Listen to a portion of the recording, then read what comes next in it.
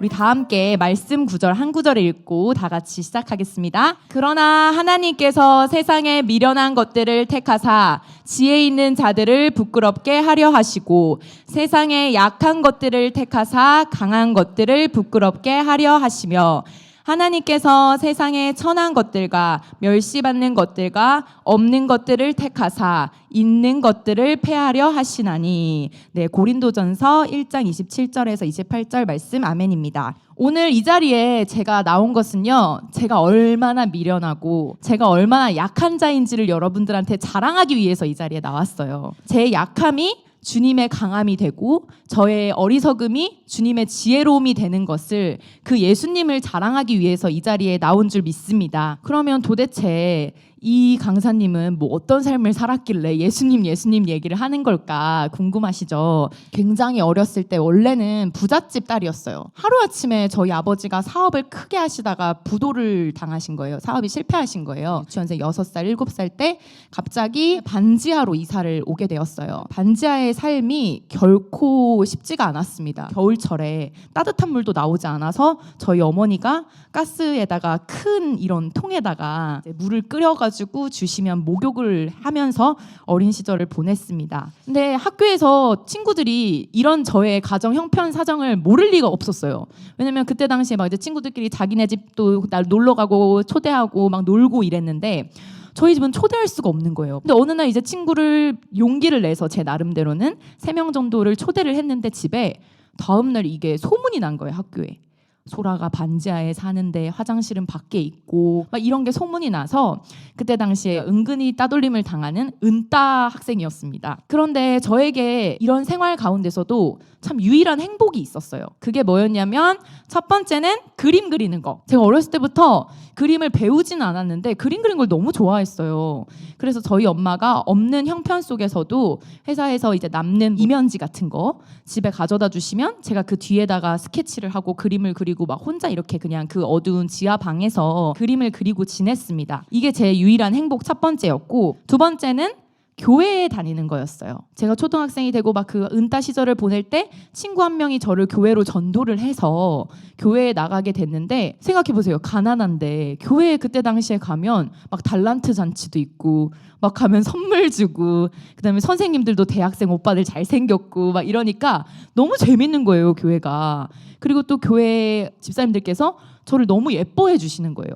그러니까 너무 이런 따뜻함과 온기를 학교가 아닌 교회에서 느꼈던 것 같아요. 또 하나 또 마지막으로 좋았던 건 뭐냐면 예수님께 찬양하는 거, 예수님께 기도하는 거, 그게 너무 좋았거든요. 왜 좋았냐면 이게 사람한테 말한다고 해서 되지 않는 게 있어요. 그쵸? 여러 가지 사람들의 감정이 있잖아요. 근데 그거를 사람들한테 하소연을 하기보다 예수님한테 얘기하고 찬양하고 기도하면 언제 그랬냐는 듯이 이걸 다 풀어주시는 거예요. 하나하나 다 그렇게 위로해 주시는 걸 보면서 아, 진짜 예수님 믿는 게 내가 뭔지는 아직 잘 모르겠지만 너무 좋다, 이런 생각을 했던 것 같아요. 제가 이때 당시에는 그냥 그렇게 생각했는데 되돌아보니까 제가 그때 만약에 아빠가 사업을 실패를 안 하시고 부잣집 딸내미로 살았다면 정말 호화롭게 살았긴 했을 것 같아요. 그렇지만 예수님을 알 길이 없었을 것 같아요. 그래서 여러분들도 지금 우리가 읽었던 말씀처럼 세상에는 사실 좋아 보이는 거, 또 똑똑해 보이는 거, 명철해 보이는 거, 내가 갖고 싶은 거 너무나 많을 수도 있어요.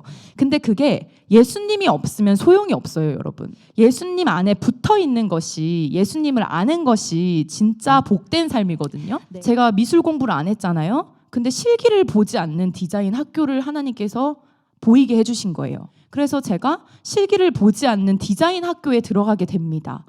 그래서 그곳에서 미술을 드디어 배우게 되고 디자인이라는 거를 공부를 하게 돼요. 근데 실력이 너무 차이가 나는 거예요. 다른 친구들이랑. 다른 친구들은 이미 그림도 너무 잘 그리고 나보다 디자인 공부도 너무 훨씬 잘 하는 친구들이고 포토샵이니 뭐니 이미 선수예요. 자격증도 막 넘쳐요. 실력의 차이를 줄이기 위해서 열심히 그냥 디자인 공부를 하기에 바빴어요. 근데도 불구하고 어쩔 수 없는 차이가 있는 거예요, 이게. 그러다 보니까 갑자기 어느 날 그런 생각이 들더라고요. 하나님, 저는 도대체 비전이 뭐예요? 저를 통해서 하시고자 하시는 일이 뭐예요, 주님께서? 이거를 그냥 저녁 기도에서 계속 기도하게 하셨던 것 같아요. 그렇게 이제 시간이 몇 달 지났는데 어느 날 하나님께서 기도하는 중에 이런 응답을 주시더라고요. 내가 너를 통해서 책을 쓸 것이다 라는 응답을 너무 명확하게 마음에 감동을 주셨어요. 근데 당시에 저로서는 너무 뜬금없는 얘기인 거예요, 이게. 그래서 일단 알겠습니다. 근데 뭐 감사한데 지금 저로선 잘 모르겠네요. 약간 이런 느낌이었던 것 같아요. 그리고서는 대학을 졸업하고 이제 현실에 타협을 해가지고 사회생활을 제가 시작합니다. 처음에는 대기업에 입사를 했어요. 그곳에서도 제가 또 왕따를 당합니다. 왜 왕따를 당하느냐? 이번에는 이미 학벌 라인이 있는 거예요. 그러니까 이미 거기서부터 선배들이며 회사에 뭐 교육해 주시는 선생님이며 강사님이며 나를 대놓고 무시를 하시더라고요. 그래서 제가 그런 생활을 몇 달 하면 할수록 출근길에 말씀을 읽습니다. 지하철에 타서 점심시간에 화장실에 들어가서 웁니다. 주님, 이게 뭐냐고요. 그래, 다시 화이팅. 오후를 보냅니다. 퇴근길에 또 웁니다. 이런 생활을 제가 몇 개월을 하다가 이거 진짜 도저히 안 되겠다. 진짜 주님, 이거 무슨 뜻인지 모르겠지만 진짜 저 이제 더 이상 못하겠어요 하고 회사를 관두게 되었어요. 그리고 나서는 이제 작은 뮤지컬 회사에 들어가서 5만 가지 것들을 다 배웠어요. 뮤지컬, 현수막, 그다음에 뭐 포스터 만드는 거 다 했습니다. 거기서 5만 가지 것들을 하나님께서 다 배우게 하시더라고요. 그 일당 100으로 하나님이 저를 만드시는 거예요. 그렇게 회사 생활을 하다가 제가 드디어 회사를 그만뒀습니다. 그만두게 된 이유가 뭐였냐면요. 기도를 하는 중에 예수님께서 이렇게 마음에 감동을 주시더라고요. 내가 너를 통해서 책을 쓸 거고 그 책은 창세기부터 요한계시록까지 간통할 수 있는 책을 쓸 거야. 그리고 그 책이 세계 곳곳에 전파될 거고 그 다음에 그 책은 너에 대한 이야기가 아니라 예수님에 대한 이야기다. 구체적으로 어떤 주제며 어떤 것이며 제 아이디어의 원천과 영감을 주님께서 다 열어주시는 거예요. 그러니까 그 순간 회사 생활이 아쉽지가 않더라고요. 그래서 그때부터 제가 몽땅드림이라는 이름을 가지고 활동을 하게 되었습니다. 우리가 예수님께 다 드릴게요 하지만 사실 이게 이미 예수님께로부터 하나님께로부터 이미 온 거예요. 주님께로 온 것을 내가 다시 드리는 것뿐이에요. 이 역설적인 표현을 담고 있는 것이 몽땅 드림이라는 이름이고요. 모든 것이 주께로 말미암았사오니 우리가 주의 손에서 받은 것으로 주께 드렸을 뿐이니이다 라는 말씀으로 몽땅 드림을 만들게 되었습니다. 이렇게 몽땅 드림 캐릭터들을 이미 여러분들 보셔서 아시겠지만 저 친구들을 보면 다 어딘가 거꾸로 된 하트 모양이 있어요. 그게 바로 위로부터 내려오는 사랑, 예수님 사랑을 뜻하는 것입니다. 제가 이 몽땅 드림 캐릭터를 가지고 웹툰을 연재하고 있는데 크게 3가지 웹툰이 있어요. 첫 번째는 바이지저스라는 웹툰이고요. 두 번째는 몽땅툰, 그 다음에 세 번째는 드림툰입니다. 거꾸로 먼저 소개를 해드리자면 드림툰이라는 거는 드림은 꿈이잖아요, 여러분.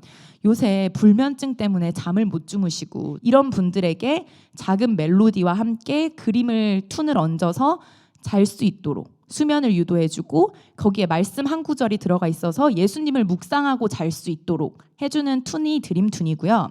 그 다음에 몽땅툰 같은 경우는 4컷으로 이루어진 짧은 내용이지만 그 안에 핵심 문구가 들어가 있는 그런 것이 몽땅툰이고요. 이 몽땅드림 책의 핵심으로 들어가 있는 툰이 바로 바이지저스라는 툰인데요. 우리가 예수님을 위해서 내 달란트를, 시간을, 물질을, 헌신을 드렸다라고 말하지만 사실 예수님이 할 수 있도록 다 주신 것일 뿐이라는 거예요. 그래서 사도 바울의 이 고백이 있죠. 오늘날 내가 나된 것은 하나님의 은혜로 된 것입니다.